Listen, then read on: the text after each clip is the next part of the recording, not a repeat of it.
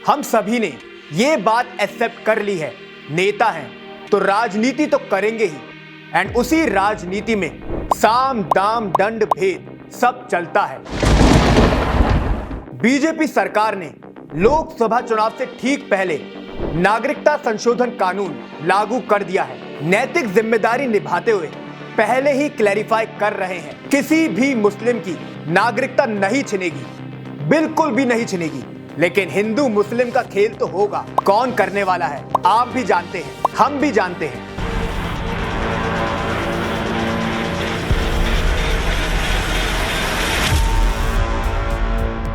नमस्कार, मैं हूं सुधांशु माहेश्वरी और शुद्ध देसी राजनीति के 42वें एपिसोड में आप सभी का स्वागत है। देश में नागरिकता संशोधन कानून लागू हो चुका है। अमित शाह की भाषा में बोले, जो कहा वो करके दिखाया। कमाल की कमिटमेंट है जी। सिर्फ ऐलान नहीं करते, सीधे लागू। बस एक ही मासूम सा सवाल है मन में, जिस CAA को 5 सालों तक आपने ठंडे बस्ते में रखा, इलेक्शन से ठीक पहले उसे कैसे लागू कर दिया?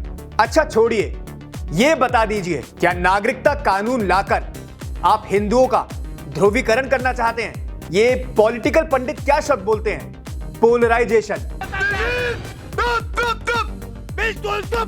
आप तो नाराज हो रहे हैं, लेकिन हमें तो दर्शकों को सच बताना ही पड़ेगा। बिल्कुल बेसिक से स्टार्ट करते हैं। क्या है ये CAA और इससे क्या होने वाला है? साल 2016 में मोदी सरकार एक बिल लेकर आई थी। बिल में कहा गया, पाकिस्तान, अफगानिस्तान और बांग्लादेश के जो हिंदू हैं, सिख हैं, ईसाई हैं, बौद्ध धर्म के लोग हैं, उन्हें देश की नागरिकता दी जाएगी। इस पूरे तामझाम में दो बातें कॉमन हैं। पहली, जिन देशों के लोगों को नागरिकता दी जा रही है वो सभी मुस्लिम डोमिनेटेड कंट्रीज हैं। दूसरी बात, जिनको नागरिकता देने की बात हुई है वो अपने देशों में परेशान हुए हैं, उन्हें बेसिक अधिकार भी नहीं दिए गए। अब ये नागरिकता संशोधन कानून कहता है, अगर इन 3 देशों से आए हिंदू, सिख या बौद्ध धर्म के लोगों की एंट्री 31 दिसंबर 2014 से पहले भारत में हुई है, उन्हें नागरिकता दी जा सकती है। यहाँ भी एक बड़ी राहत ये है, इन लोगों को नागरिकता पाने के लिए 11 साल तक भारत में रहने की जरूरत नहीं है। 5 साल के बाद ही उन्हें नागरिकता दी जा सकती है। अब आते हैं लाख टके के सवाल पर। बीजेपी नागरिकता संशोधन कानून से क्या हासिल करने वाली है? स्टेट बाय स्टेट चलते हैं एंड मैं नहीं, आप बीजेपी के लिए बोलेंगे। पश्चिम बंगाल से शुरुआत करते हैं। लोगों में एक कॉमन परसेप्शन बन चुका है, बंगाल में बांग्लादेशी मुसलमानों को अवैध तरीके से बसाया गया है। इसी में अगर बीजेपी का नैरेटिव जोड़ दिया जाए तो TMC इन्हीं के जरिए मुसलमानों की तुष्टीकरण वाली राजनीति करती है।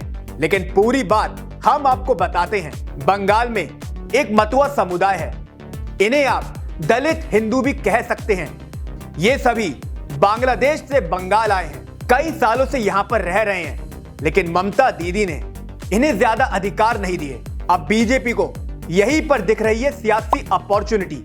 सारा नंबर का खेल है। देखिए, लोकसभा की 7 और विधानसभा की 15 सीटों पर यह मतुआ समुदाय ही हार जीत तय करते हैं। अब बीजेपी को यहाँ 2 फायदे दिख रहे हैं। पहला तो ये कि मतुआ समुदाय एक मुश्त होकर उसे वोट देगा। सेकंड ये, जितना मुसलमान CAA का विरोध करेगा उसका काउंटर उतनी ही ताकत के साथ हिंदू करेगा, यानी कि बड़े लेवल की पोलराइजेशन। ममता बनर्जी ये समझती हैं, बीजेपी का खेल सबसे पहले उन्होंने ही पकड़ा था, तभी तो अब कहती नहीं थक रही, जान दे दूंगी लेकिन CAA लागू नहीं होने दूंगी। वही अमित शाह कह रहे हैं, कुछ भी हो जाए नागरिकता कानून लागू होकर रहेगा। मतलब साफ है, बंगाल में मोदी से ज्यादा मुकाबला ममता दीदी बनाम अमित शाह का रहने वाला है। वैसे पंजाब भी बीजेपी का एक कमजोर गढ़ है। कई बार कोशिश की बट कोई रिजल्ट नहीं। मुद्दे की बात यह है, पंजाब में भी पाकिस्तान से काफी पलायन हुआ है। कई सिख, कई हिंदू भागकर आए हैं। अब उन्हें भी ये CAA नागरिकता देगा। प्रबल संभावना है बीजेपी का वोटर भी बन सकता है। आपको दिल्ली लेकर चलते हैं। मजनू का टीला तो आप सभी जानते ही हैं। वहां इस समय 180 रेफ्यूजी रह रहे हैं, कई सालों से हैं। Without basic amenities. उन्हें अब मिल जाएगी इंडिया की सिटीजनशिप।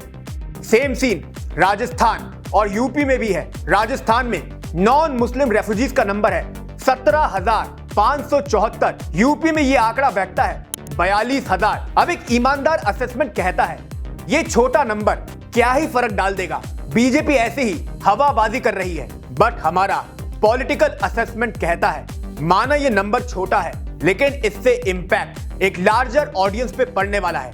हिंदुओं के बीच में नैरेटिव सेट हो रहा है, हमारे ही भाइयों को नागरिकता दी जा रही है, उन्हें अधिकार दिए जा रहे हैं, उन्हें सम्मान की जिंदगी वापस दी जा रही है। यानी कि कुछ को दिया फायदा, वोट एक बड़ी आबादी का बीजेपी को दिलवा सकता है। कौन है ये लोग? कहां से आते हैं? आपकी पार्टी में भी है राहुल जी, बस शायद उन्हें उतना मौका नहीं मिल रहा। खैर, लोग इस डाउट में ना रहें कि साउथ में CAA का कोई असर नहीं दिखने वाला है। जो हिंदू पोलराइजेशन का फंडा उत्तर भारत में देखने को मिलेगा, वैसा ही माहौल केरल, तेलंगाना, कर्नाटक में भी बन सकता है। इंपैक्ट कम हो सकता है, बट पूरी तरह नजरअंदाज नहीं कर सकते। अब देश के इंटेलेक्चुअल बोलेंगे हिंदू मुस्लिम कर बीजेपी बहुत बड़ा पाप कर रही है, लेकिन शुद्ध देसी राजनीति करने वालों के लिए सब जायज है। नमस्कार।